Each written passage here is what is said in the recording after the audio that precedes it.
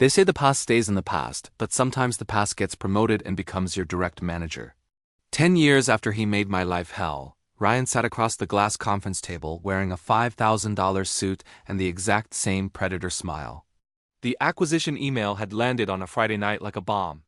By Monday morning, the new org chart was live, and his name glowed 3 levels above mine in bold red. He recognized me the second I walked into the welcome town hall. His eyes locked on me like a sniper scope. The slow grin that spread across his face told me everything I needed to know. High school had never ended for him. He waited until the room emptied, then leaned in and whispered, "Still drinking milk, milk boy?" My stomach dropped through the floor, but I smiled and said, "Good to see you too, Ryan. Let me take you all the way back so you understand why that one sentence made me willing to destroy a man."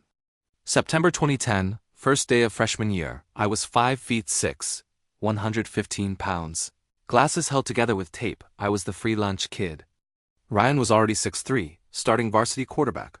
Drove a matte black lifted Silverado his dad bought him for his 16th birthday. 10 minutes into first period, he accidentally slammed my locker on my fingers, so hard I screamed in front of 30 people. At lunch, he walked up behind me in the cafeteria line, poured an entire half-gallon of chocolate milk over my head, and yelled, "Whoops, clumsy me!" Phones came out instantly. The video hit 12,000 views before the final bell. For the next 4 years, Milk Boy was shouted down hallways. Spray painted on my locker, written on every bathroom stall. Sophomore year, he started the rumor I was gay because I didn't date. Notes with slurs, condoms filled with lotion in my backpack. F********** T carved into my desk with a key. Junior year, he stayed up all night with his graphic design cousin and created a folder titled, "Milk Boy After Dark." Professional adult film stills with my yearbook photo perfectly photoshopped onto every face, every body, every position imaginable. At 2:17 a.m., he sent it from a burner email to the entire school directory. Students, teachers, coaches, parents, even the superintendent. My mom opened her work inbox to her 16-year-old son in images that still give me nightmares. I stopped eating solid food for 3 weeks, lost 20 pounds, spent nights staring at the ceiling planning how to disappear forever. The school resource officer pulled me out of class, asked if the photos were real. I couldn't speak, just cried in his office. Ryan got 3 days SAAs and a quiet apology letter his dad's lawyer wrote for him. 2 months later, the new $8 million football complex was named after the family.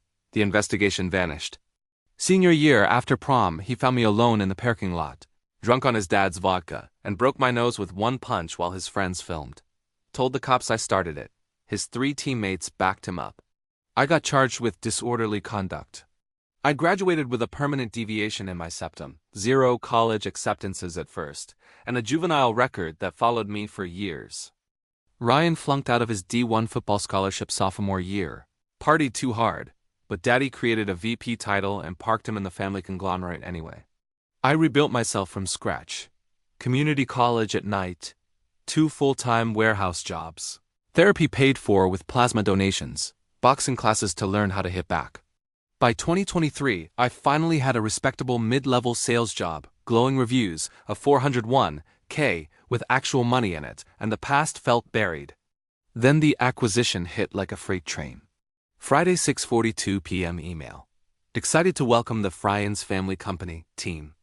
Monday 7:03 a.m. new org chart drops. Ryan is now regional vice president of sales. My entire chain of command reports to him. 8 a.m. sharp. He schedules a private re-onboarding meeting in the big corner office on 42. He closes the automated blinds, leans back, puts his Italian loafers on the desk, and says, "Remember me, loser?"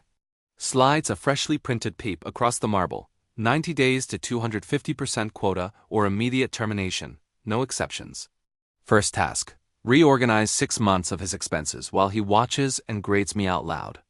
Every morning for the next 6 months I fetch his oat milk latte, announced, "Oat milk for the boss." Loud enough for the whole floor to hear. He revived Milk Boy in team meetings, laughed when people awkwardly joined in. My performance reviews went from exceeds expectations to does not meet overnight. He scheduled 7 a.m. check-in calls on weekends, then muted himself and left me talking to dead air for an hour. I smiled, said, "Yes, sir," took notes, and opened a hidden folder on my desktop labeled Receipts. Ryan was drunk on power and criminally sloppy. $3,200 client dinner at Scores Gentlemen's Club, receipt complete with dancer names. Company Amex for a $12,000 weekend suite at Encore while he claimed bereavement leave for a grandmother who died in 2018. Private Wolfpack group chat with private information, photos and bets. Emails to the sales team calling the new female VP, the diversity hire with nice legs. I screenshotted everything with full headers, timestamps, and metadata. Forwarded to a private encrypted proton mail from the handicapped bathroom stall on the 19th floor. Recorded every one-on-one with my phone in my shirt pocket. One-party consent state, perfectly legal. Built a timeline so clean a prosecutor would cry. Then came the password that made revenge feel like destiny. He still used Ryan Rules 6-9 for every account since 2008, never changed it once. One lunch break I tried it on his ancient personal Gmail from a VPN on my phone. Logged in first try, 378,000 unread emails. Folder labeled HS Glory Days. The original layered Photoshop files with file names like Milkboy Final Ultimate v4.psd. Full chat logs bragging about how many teachers accidentally opened the email and vomited. Screenshots of Instagram private messages to 15 and 16-year-old girls when he was 19 to 21, begging for nudes. Voice notes of him and his friends laughing about how I almost offed myself, legendary prank. I downloaded the entire 68 gigabytes account to 3 separate encrypted drives. One went into a bank's safe deposit box, one to my attorney, one buried in a waterproof case under my tomato plants. Then I waited for the moment that would hurt him the deepest. The company announced the Global Leadership Summit to 3,000 employees flying to Vegas, live-streamed keynote, investors, analysts, CNBC covering it. Ryan was personally selected to give the closing speech. Building tomorrow as winners, a culture of excellence. He rehearsed it in the hallway mirror every single day for 5 weeks, timing himself with a stopwatch. 3 nights before the summit, I poured a triple whiskey, opened a brand new burner laptop bought with cash, and got to work. Created an email address that looked 100% internal, called integrity.committee@company-global.com. Subject line, immediate, Ryan last name, multiple SEC, and criminal violations board review required before keynote. Attached a 102-page forensic PDF with executive summary, color-coded sections, clickable table of contents, and sworn affidavit from me, unsigned. Section 1. Financial fraud. Every strip club receipt, Vegas suite, fake bereavement mileage. Section 2. Hostile workplace. Every recorded call, every milk boy Slack message, every sexist email. Section 3. Potential criminal exposure. Private messages with exact female ages and timestamps. Section 4. Reputation risk. The original Photoshop files with metadata proving they were created on school laptops. Section 5. Bonus audio transcripts of him using every slur in the book on recorded company calls.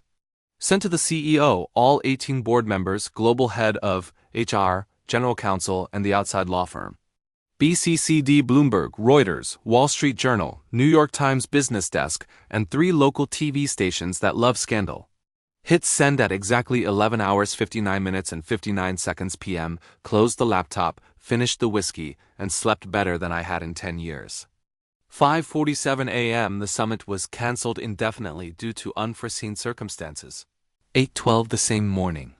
Ryan's LinkedIn title disappeared. 10:58 a.m. 2 armed security guards marched him out past the entire open plan floor while everyone pretended to work. They wouldn't even let him go back to his office. Everything was already boxed and waiting in the lobby. He looked up and saw me standing by the window holding his usual oat milk latte. I raised it in a tiny salute and took a slow sip. His legs actually gave out. One of the guards had to catch him. By lunch, the company issued a 1-line statement. Immediate separation for violation of code of conduct. Police opened an investigation into the underage messages the same week. His wife filed for emergency divorce 48 hours later, took the kids, the dogs, and froze all joint accounts.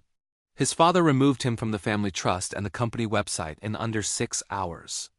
8 weeks later, I was promoted into his corner office, his exact title, his salary plus 60%, his parking spot with his nameplate still warm. Sometimes I sit at his old desk, feet up just like he used to, look out over the city he thought he owned. And I whisper to the empty room, Who's the loser now, Milk Boy? Karma isn't always patient, but when she shows up, she brings a PowerPoint and a receipt for everything. If revenge is your love language, smash that subscribe button. Tomorrow we're going even darker.